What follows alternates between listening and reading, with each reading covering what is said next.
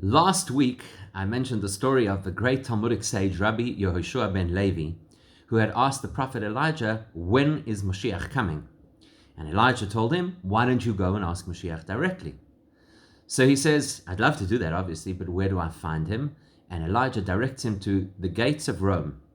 Now, there's an intriguing part of the story, because when Rabbi Yehoshua ben Levi asks Elijah, how will I identify the man Moshiach? He says to him, you will see that he sits together with poor people who suffer from disease. Now, which disease was it? We know historically that in Torah literature, particularly in biblical literature, the kind of disease that would force a person to sit outside of the city gates, as Moshiach was going to, was called tzara'as. Tzara'as was an unusual, supernatural skin disease that would only afflict a person who had some kind of spiritual ailment, usually lashon hara. Usually if somebody would speak negatively about somebody else, then they would suffer this particular disease.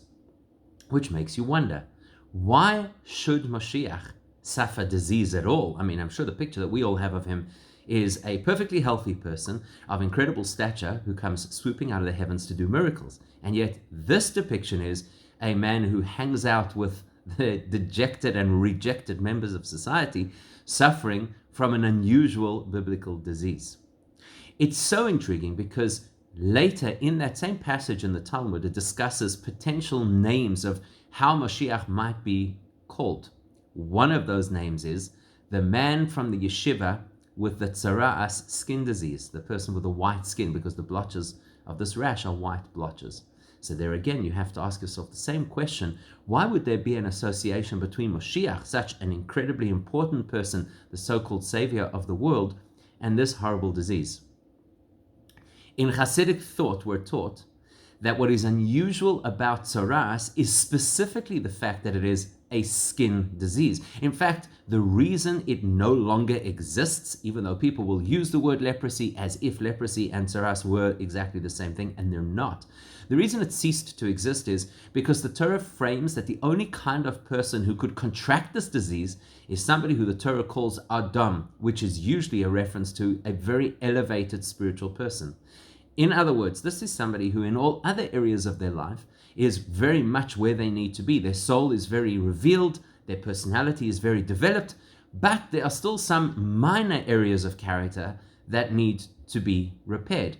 That's why it is a skin disease. Skin means the superficial part of the human being. The internal works, the vital organs are as healthy as can be. The mind is healthy. The body generally is healthy. There's just something on the edge of that person's reality that needs to be scrubbed and cleaned. And therefore, God sends them a reminder and says, hey, look, just like you've got this rash on the outside of your body, there's still something, albeit superficial, that you have to fix up. And so in Hasidic philosophy, we're taught that the reason Moshiach is associated with tzara'as, the reason he sits, so to speak, outside of the gates, dressing his wounds, is because the period of Moshiach's arrival will be a period that looks ugly, just like that rash looks ugly. When you see somebody with tzara'as, it's a very frightening and off-putting sight. In fact, what the sight indicates is that this is somebody who has reached a point of their spiritual development, that all the toxins have come to the surface so that they can be cleansed, so that the person can confront the last steps of their spiritual development in order to be a wholesome person. The world just prior to Moshiach, this is how you so-called find Moshiach, will be a world where all the toxins come to the surface, a world where things may look very ugly, where the old conflicts that have simmered beneath the surface erupt out in the public, and people actually display what their real biases are and what their real concerns are and how poorly they have developed their value systems. It all comes out in the open, and while it might frighten us because we think that the world is falling apart at the seams, Elijah tells us that is Moshiach. It means that most of the wholesome underlying factors of the world are as they should be. Now we're just dusting off the surface to be prepared for Moshiach. It looks ugly, but it's actually quite promising.